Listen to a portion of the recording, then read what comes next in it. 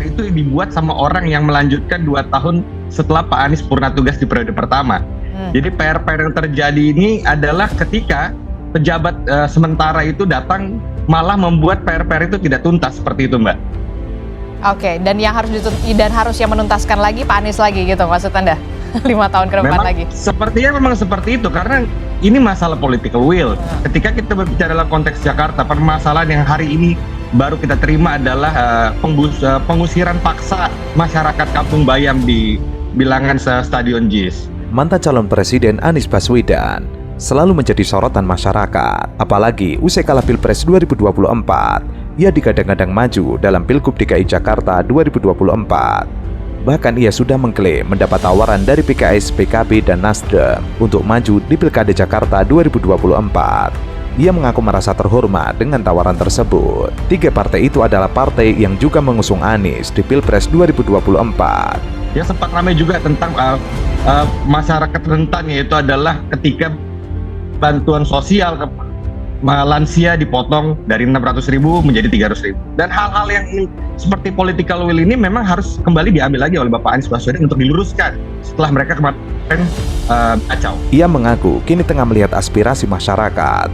Anies juga bertanya dan meminta pandangan dari tokoh-tokoh senior, apakah akan mengambil kesempatan untuk meneruskan langkahnya di Jakarta. Anies pun sempat ditanya mengapa tidak menggunakan jalur independen di Pilkada DKI Jakarta. Apalagi suara Anies di Jakarta cukup tinggi saat Pilpres. Menurutnya akan aneh jika dirinya maju lewat independen di saat sudah ada tawaran dari partai politik. Pemilihan langsung seperti ini, saya melihat selalu ya setiap kandidat itu harus punya tiga modal. Itu modal sosial, dia harus punya modal politik. Ya tentu ya terakhir itu dukungan finansial itu penting. Modal finansial itu penting karena kampanye ini perlu biaya. Ya. Pak Anies ini kan sudah punya modal sosial yang cukup baik dalam arti ya beliau incumbent atau petahana ya meskipun 2 tahun jeda, tapi itu diisi dengan ya dia sebagai calon presiden. Sehingga saya duga kalau di survei pasti dan beberapa survei sudah menunjukkan seperti itu bahwa modal sosialnya masih cukup baik itu.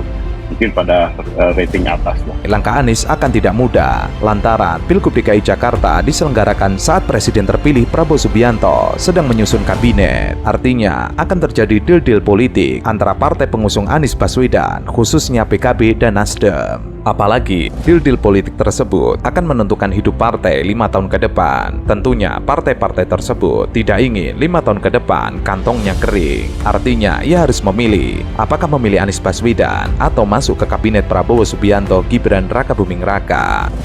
Ya modal politik, nah ini yang dibutuhkan gitu. Dalam arti dukungan politik ini. Nah pertanyaan berikut, apakah Pak Anies sendiri serius gitu mau maju gitu, karena beliau bukan dari partai politik kan.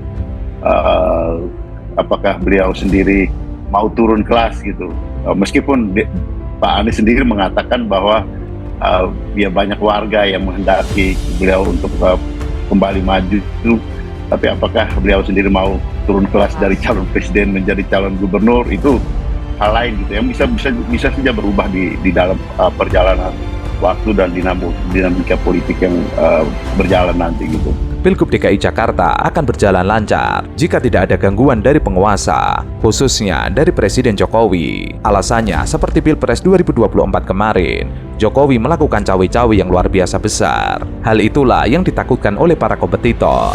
Jika Presiden Jokowi akhirnya cawe-cawe juga dalam Pilkada DKI Jakarta, alasannya agar tidak ada pesaing Prabowo Subianto dalam Pilpres 2029 nanti. Berbeda ya, jadi beda dengan tingkat nasional, tapi kita ingin tentu ada 2 kemampuan yang harus dimiliki oleh seorang calon. Yang pertama adalah capacity to win, yang kedua adalah capacity to govern. Kemampuan untuk menang, kemampuan untuk memerintah. Ini yang penting bagi kami. Jadi kami ketika saat ini menyeleksi calon-calon kepala daerah, 2 syarat itulah. Dan sosok Anies Baswedan itu ya tentu. Jadi bagi kami sosok Pak Anies memang memiliki keduanya itu.